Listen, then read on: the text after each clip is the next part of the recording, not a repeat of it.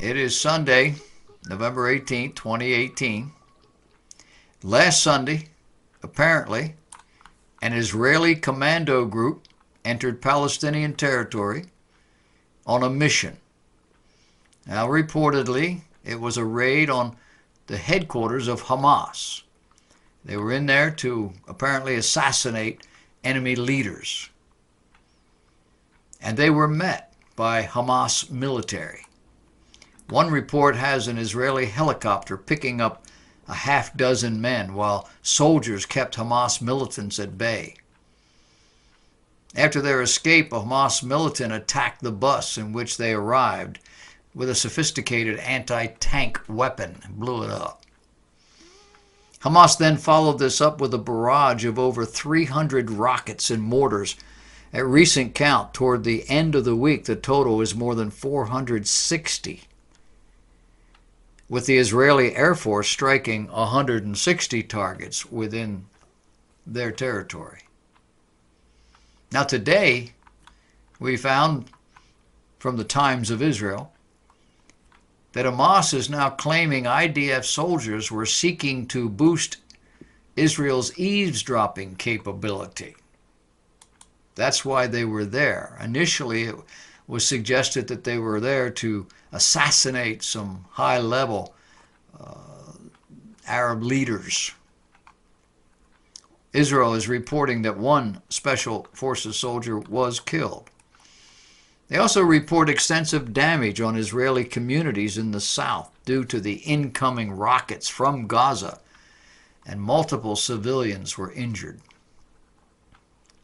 On Tuesday, on Israeli news and Israeli news outlet, it was reported that the Prime Minister, in consultation with the heads of the defense establishment where operational decisions were made, was indicating that the IDF has been given a green light to launch a heavy retaliation. IDF is Israel's defense force. On the heels of all of this, Al Jazeera is reporting that Egypt and the United Nations have managed to broker a fresh ceasefire agreement between Israel and Hamas. Earlier, the Russian news agency that they call Sputnik, thought that was interesting, said Egyptian mediators would arrive in Israel on Wednesday to discuss the flare-up in violence in Gaza over the last 24 hours. Hamas leader Ismail Haniyeh is signaling a readiness to halt the latest round of fighting with Israel. He said in a statement that the ruling terror group will stop firing rockets at Israeli communities if the IDF stops its airstrikes in the Gaza Strip. He says the Palestinian resistance is defending its people and itself before the Israeli aggressors, adding that if the occupation stops, then their aggression would probably return to a ceasefire understanding. Gaza terror groups say they are committed to abiding by a ceasefire brokered by Egypt and the United Nations. And in a statement, the group said the resistance will abide by this announcement as long as the Zionists' enemy abides by it. Al Jazeera said the ceasefire will go into effect immediately.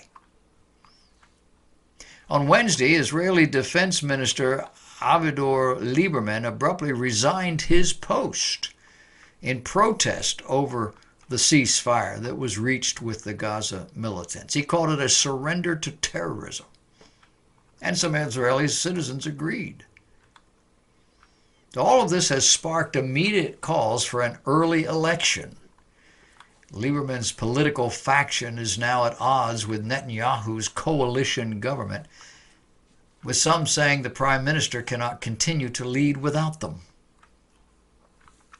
So what's really going on? Well, what's going on is the same old, been going on as long as they've been there, only now with a greater intensity. You see, more and more nations are announcing plans to move their embassies to Jerusalem. More and more, the Western world seems inclined to support Israel. More and more, the Arabs in the region are becoming upset. Why? Well, largely because Israel is systematically taking over land that was previously given to Arabs, specifically what is called the West Bank. The West Bank is territory on the western side of the Jordan River. Israel took that land in 1967. It's called the Spoils of War, a war she did not start. The region was home to Arabs and continues to be. 2.6 million Palestinians live in this region. Over the years, Israel has allowed Jewish settlers to move in. There are now about 500,000 Jews living in what's called the West Bank. And the Palestinians consider all of this illegal. See, the West Bank is the heartland of the ancient Jewish state. It's home to many Jewish holy sites. A cave of the patriarchs in Hebron is one of them. There is no possibility of Israel giving this land back to the Arabs. With Trump now recognizing Jerusalem as Israel's capital city, the tensions between Israel and the Arabs is increasing. Hamas runs the Arab community in the West Bank. Hamas is a militant political organization that has waged war with Israel ever since its founding in 1987. Hamas led the charge in using suicide bombings against Israel in the 1990s. In 2006, Hamas won a slight majority of the seats in the Palestinian Authority, putting Hamas in a commanding position for both banks. The problem was that Hamas refused to accept previous deals Israel made with the Palestinian Authority. And this led to Western powers freezing out aid, which the Palestinian Authority depends upon. Eventually, the PLO and Hamas came to blows. There was an outright war between these two factions. It ended up with Hamas governing Gaza independently from the West Bank. The West Bank PLO-based organization. And so currently they enjoy what's called a preliminary unity agreement. I would suggest to you to look for all of this to come unglued any time now. And watch the politics in Israel. Netanyahu has said, I'm not going anywhere. They need a coalition in order to form a government. They'll spend a lot of time on that in the next month or two. And when it's all done, Netanyahu might still be there or he might not be. But Israel will. And they will not tolerate the nonsense from the Arabs. But watch that territory. Arabs to the west, Arabs to the east, Arabs to the south, Arabs to the north in Syria and in Lebanon, supported by Russia, and to a lesser degree supported by the ancient enemies of Israel. We call it Iran today. It used to be called by something else. All of this is coming together in a great conflagration the Bible predicts in the end times.